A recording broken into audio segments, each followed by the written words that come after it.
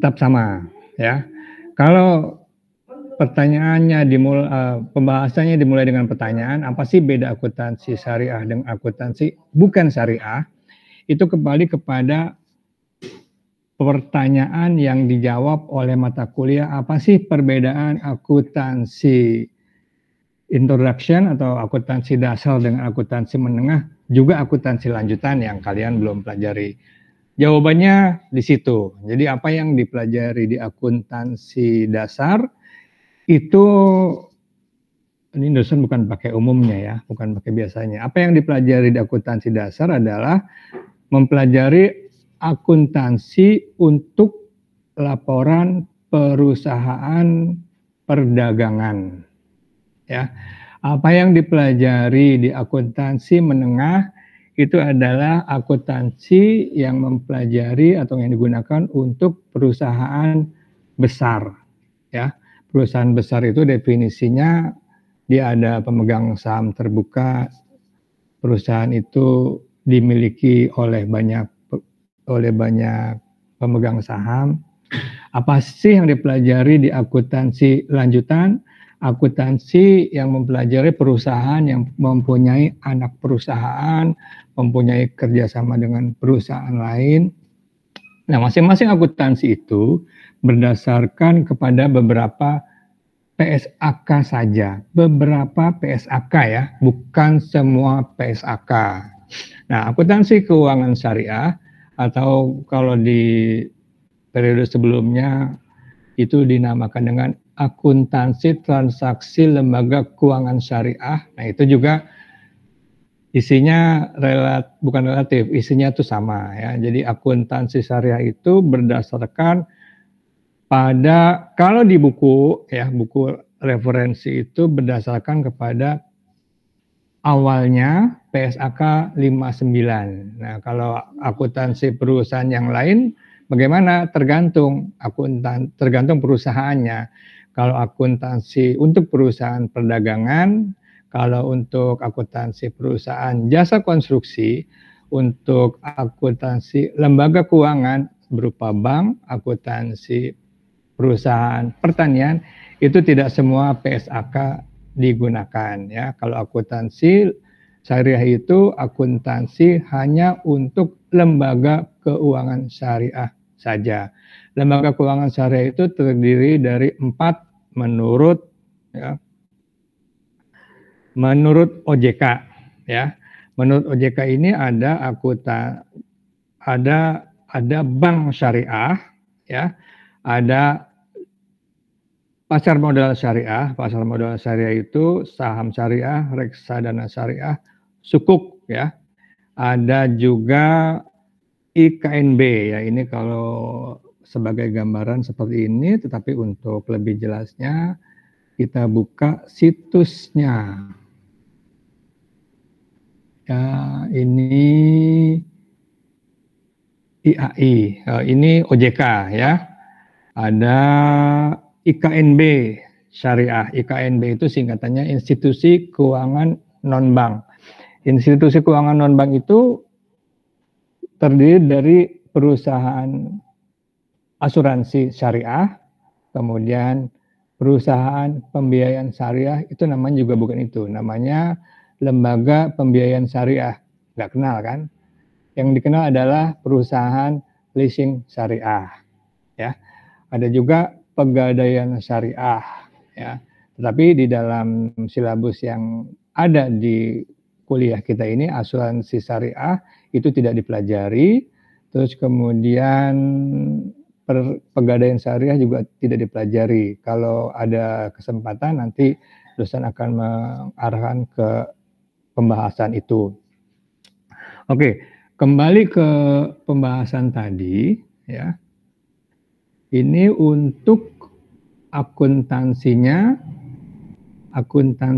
itu yang terkini itu mulai 2024 itu namanya seperti ini ya, bukan nomor PSAK-nya mulai dari 401 sampai 459 ya, akuntansi tentang laporan keuangan syariah, akuntansi murabahah, akuntansi salam istisna dan seterusnya ya. Ini semua ya, ini semua merupakan sesuatu yang terkini. Ini dapatnya dari mana?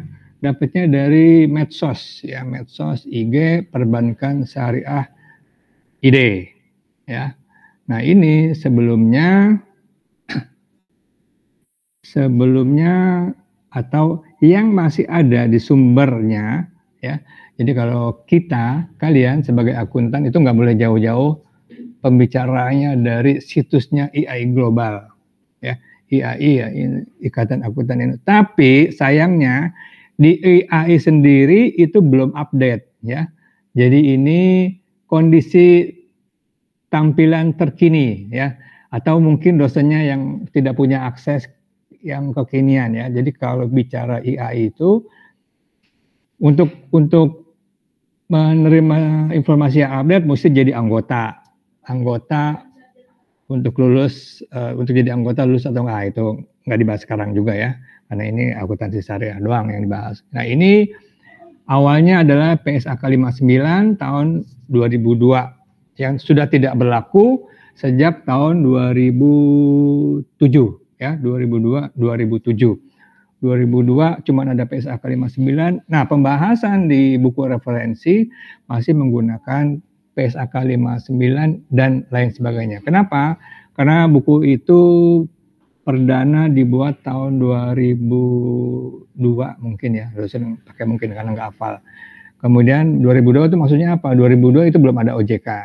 Kemudian OJK kan baru ada 2011 dan sesudah ada OJK atau sebelum itu dirubah semuanya dari PSAK 59 yang namanya akuntansi perbankan syariah berubah menjadi PSAK 101 dan seterusnya. Jadi laporan itu berdasarkan transaksi keuangan di lembaga keuangan syariah. Jadi bukan hanya untuk akuntansi perbankan syariah lagi ya. Nah, untuk akuntansinya sendiri itu apa namanya ya, kalau dosen bilang itu mengadaptasi ya, mengadapt, bahasa Inggrisnya adapting ya. Adapting itu mirip-mirip sama adopting. Kalau adopting itu mengadopsi. Kalau adopsi itu artinya mengambil 100% ya, menggunakan ketentuan yang ada dari standar akuntansi internasional untuk keuangan syariah ya. Ini kita buka namanya AA ya, ini bukan orang Sunda ya. Ini bukan orang Sunda tapi namanya AAOIV ya. AAOIV itu induk dari kegiatan keuangan dan akuntansi syariah di dunia. Namanya bukan akuntansi syariah, tetapi Islamic Accounting ya. Kalau di sini versi IA itu nggak bisa diambil ya, silakan kita klik ini, ada ya. Kita ambil yang di sini akuntansi salam, ini nggak ada. Kita ambil 59, kok nggak ada semua. Ini memang dosen bukan anggota IAI, tapi itu kondisinya ya. Jadi kita atau kalian yang lagi belajar nggak bisa ya. Kita tes ya di situs di halaman berikutnya, kita tes akuntansi salam oke ini ya. Tapi cuman ringkasannya saja ya, tidak bisa diambil secara penuh. Kita lihat PSAK, kita lihat kok masuknya kemana-mana. Jadi ketahuan ini dosennya linknya kemana. Kita coba lagi. Bagi anggota IA yang ingin membaca silahkan login ya. Untuk non anggota silahkan membeli. Jadi kalau untuk benarnya ya, kalau mempelajari itu mesti membeli, tidak bisa meminjam, apalagi membaca PDF. Walaupun hari gini PDF yang gratisan yang dianggap bajakan itu lebih banyak daripada yang kita mau ya. Ya itu berupa curhat nih kayaknya dosennya. Enggak ya. Tetapi kalau mau mempelajari ini bisa diambil free atau gratis ya. Ada yang versi Arab, ada yang versi Inggris, tetapi nggak ada versi Indonesia, yaitu masalah kita ya. Kalau kita mau mempelajari, belajar dari sesuatu yang asing ya. Tapi dosen punya nggak? Ada dosen. Nanti kalau ada beberapa kesempatan, dosen akan menggunakan syariah standar dari AA, ya, dari OIV ini. Oke, kemudian ini namanya akuntansi keuangan syariah ya. Ini sesuatu yang tidak bisa dipisahkan ya. Akuntansi keuangan itu akuntansi yang bertujuan membuat laporan keuangan. Jadi bukan akuntansi manajemen, bukan auditing, bukan akuntansi biaya, bukan akuntansi sektor publik ya. Ini tidak bisa dipisahkan. Jadi namanya akuntansi keuangan syariah. Nah, yang dipelajari juga bagian dari akuntansi secara garis besar yang berdasarkan IAI. Kalau nanti dosen tidak membahas syariahnya ya. Kalau membahas syariahnya bukan di fakultas atau jurusan yang kita ya di UMB. Kalau membahas tentang syariahnya itu kalau dosen boleh berasumsi itu mereka yang kuliahnya jurusan keuangan syariah. Nah, itu membahas apa-apa yang menjadi dasar hukum syariahnya. Jadi jangan membahas Pak dosen ini untuk akuntansi salam bagaimana ketentuan syariahnya, itu di luar topik ya. Out of topic, out of scope ya. Jadi kita tidak membahas syariahnya. Tetapi syariah hanya dibahas nanti pada saat pertemuan atau pekan depan ya, itu membahas syariahnya itu aja, karena itu bagian dari apa yang mesti dihadapi atau dipelajari. Nah, untuk mempelajari untuk syariahnya itu kalian bisa pelajari sendiri kalau mau fokus ke akuntansi syariah. Untuk membahas ini ketentuan untuk murabahah seperti apa ya, dari definisinya, dari patokannya, dari larangannya itu dibahas di DSN MUI ya. Ini dipelajari kalau mau fokus menjadi akuntan syariah. Akuntan syariah ada ya Pak dosen? Ada ya. Untuk menjadi akuntan syariah ya, ini ada ujiannya ya. Ada ujiannya ini ya, ujiannya ini nih. Nih ya. Jadi IAI sendiri, balik lagi ke situsnya. Ini kembali sini, di dosen dibuka, ini nggak bisa dibuka. Ini tentang IAI saya menjadi anggota atau kegiatan standar di mana ya? Sertifikasi ya. Sertifikasi untuk menjadi akuntan syariah ya. Ini namanya nanti kalau jadi akuntan kan macam-macam tuh. Jadi kalau kalian lihat dosen-dosen kalian tuh dosen kalian tuh sertifikasi macam-macam. Ada yang CA ya. Mereka kadang-kadang nggak mau disebut CA, maunya disebut CA. Artinya apa? Chartered Accountant. Ada yang AK, itu kalau aku bahasa Indonesia namanya akuntan. Ada yang SAIMA, kalau bacanya CIMA. CIMA itu Certified International Management Accountant. Itu artinya dia sertifikasi untuk manajemen akuntansi ya. Ada yang CPA ASEAN, Certified Public Accountant untuk negara ASEAN, macam-macam. Nah, kalau untuk menjadi sertifikasi akuntan syariah itu namanya SAS ya, sertifikasi akuntan syariah. Nah, kalian kalau mau jadi akuntan syariah itu mesti punya SAS ya. Ada ujiannya 1, 2, 3 dan seterusnya ya. Ini dan lain-lain dosen nggak bahas ya apa yang ada di sini, karena nanti waktunya habis menceritakan sesuatu yang bukan bahan perkuliahan. Oke ya. Sampai di mana tadi? Sampai sini ya.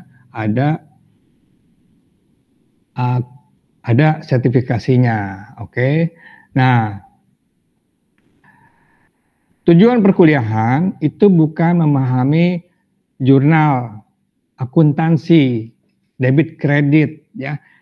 Kalian harus punya kompetensi membuat laporan keuangan ya. Laporan keuangan ini contohnya. Ini buatan siapa? Ini buatan saya. Saya akuntan ya. Jadi akuntan itu bukan pandai menjurnal. Kerjaan kalian, kerjaan akuntansi introduction, akuntansi dasar, menjurnal itu sudah diambil alih oleh siapa? Oleh ini nih. Ya, oleh handphone ya. Handphone lebih pinter dari kita yang kuliah akuntansi ya. Jam 12 malam dosen atau kalian beli mie goreng ya dengan bayar pakai handphone. Itu entitas semuanya sudah menjadi jurnal. Siapa aja? Kalau saya sebagai pembeli tidak ada jurnalnya. Kenapa? Karena akuntansi itu bukan untuk orang pribadi. Karena saya entitas pribadi, tidak ada akuntansi buat Pak Torik, tidak ada akuntansi buat Yusri, tidak ada akuntansi buat Cantika, tidak ada. Emang kalau kemarin makan mie goreng, jurnalnya apa ya? Jurnalnya duit keluar, otomatis bank saya keluar. Makan mie goreng itu aset atau expenses ya? Oke, ini utang-utang puasa, urusannya mie goreng. Itu satu ya. Yang menjadikan handphone ini membuat jurnal adalah satu ke si banknya ya. Kalau bayarnya pakai QRIS itu langsung terbikin jurnal siapa yang menjadi entitas. Kalau bayarnya pakai QRIS BCA Syariah, nanti di BCA Syariahnya langsung jadi jurnal. Belinya melalui Shopee, Shopee-nya langsung bikin jurnal. Kalau belinya dari siapa? Mie goreng UMKM, UMKM-nya akan jadi jurnal, tapi pembelinya tidak ada jurnal, ya. Nah, itu jurnal yang dibuat oleh handphone untuk 3 entitas sekaligus, ya. Itu baru handphone. Gimana kalau saya bayarnya pakai e-money untuk naik busway, untuk bayar parkir, itu semua sudah terjadi jurnal. Itu bukan kompetensi kalian. Jadi kompetensi kita yang zaman dulu jago jurnal itu sudah diambil alih kerjanya oleh handphone. Itu baru pembelajaran, itu tahu pembahasan tentang itu. Jadi kompetensi kalian adalah ini, ya. Berapa saldo kasnya yang mesti dilaporkan, berapa. Nah, ini kelihatan nggak nih? Kelihatan nggak? Kelihatan Pak.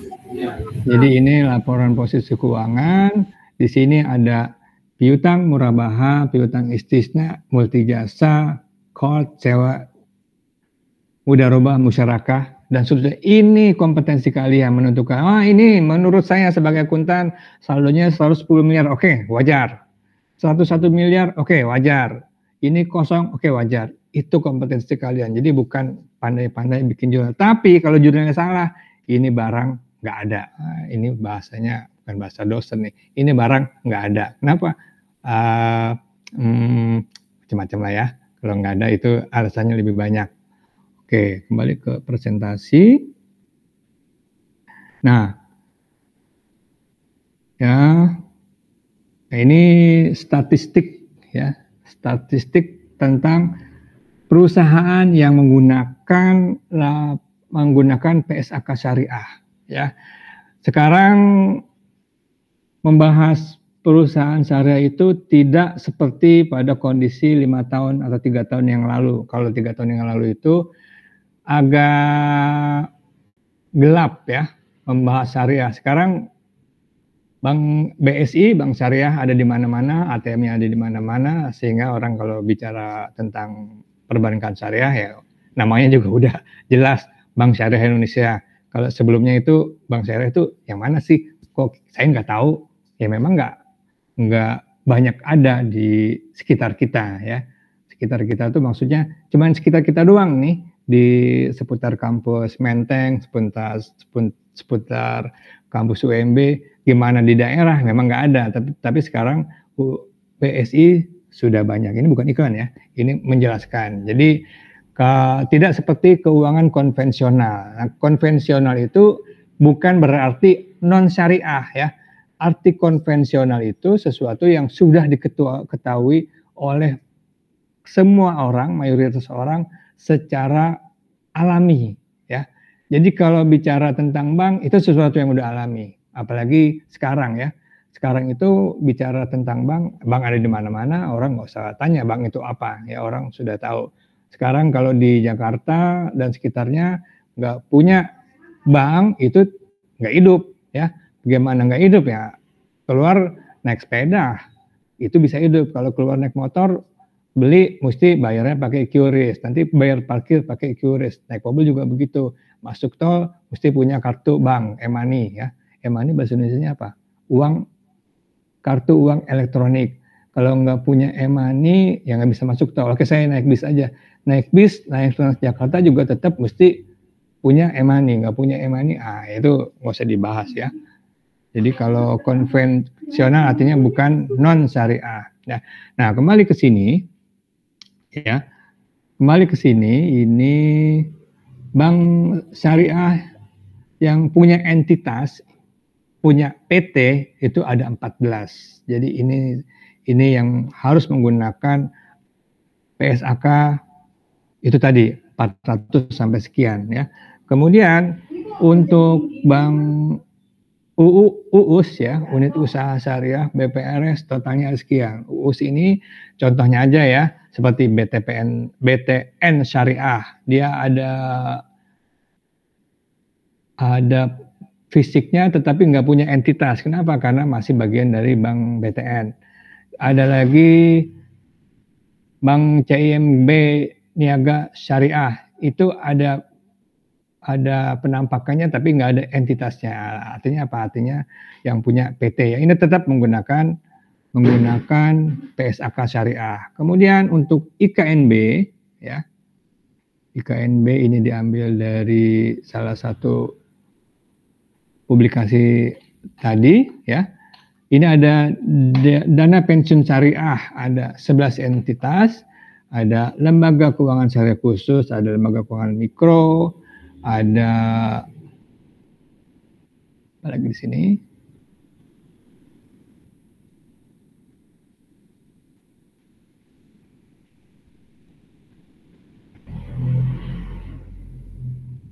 Ya, ada lembaga pembiayaan syariah, ini yang tadi dibilang leasing syariah, ada 39 entitas, ada asuransi syariah, ada 7 entitas. Nah, ini angkanya relatif banyak. Jadi kalau belajar akuntansi itu nggak pernah ditanya, akuntansi buat siapa? Buat perusahaan dagang. Ada berapa perusahaan dagang? Waduh, ada ribuan. Ada berapa perusahaan manufaktur? Ada ribuan. Ya. Nah, itu tujuan pembelajaran akuntansi syariah. Oke, kemudian apalagi pembahasannya? Pembahasan tentang perkenalan akuntansi syariah sampai di sini. Selanjutnya pembahasan tentang teknis ya. Oke, sebentar.